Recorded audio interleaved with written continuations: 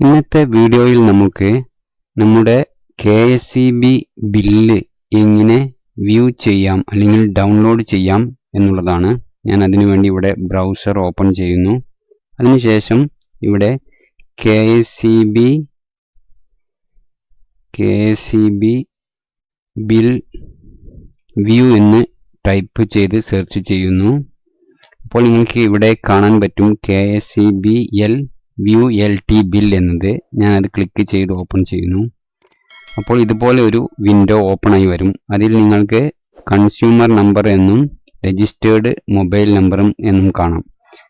അപ്പോൾ കൺസ്യൂമർ നമ്പറിന് നേരെയായിട്ട് നിങ്ങളുടെ കൺസ്യൂമർ നമ്പർ 13 അക്ക കൺസ്യൂമർ നമ്പറും രജിസ്റ്റേർഡ് മൊബൈൽ നമ്പറും ഇവിടെ ടൈപ്പ് ചെയ്യണം.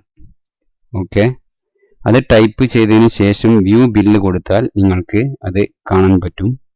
ഞാനിവിടെ KSEB യുടെ കൺസ്യൂമർ നമ്പർ ടൈപ്പ് ചെയ്യുന്നു.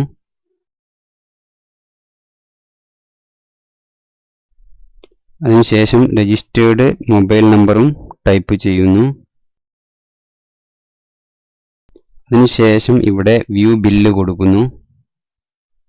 ഇപ്പോൾ ബില്ല് ഇതുപോലെ ഓപ്പൺ ആയി വരും.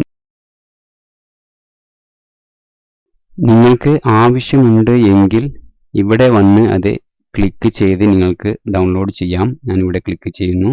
അപ്പോൾ ഇതുപോലെ സേവ് ചോദിക്കും. സേവ് കൊടുത്താൽ അത് ഡൗൺലോഡ് ആയി കഴിഞ്ഞു.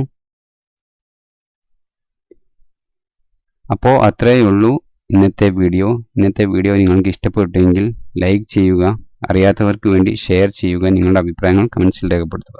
എല്ലാവർക്കും നന്ദി.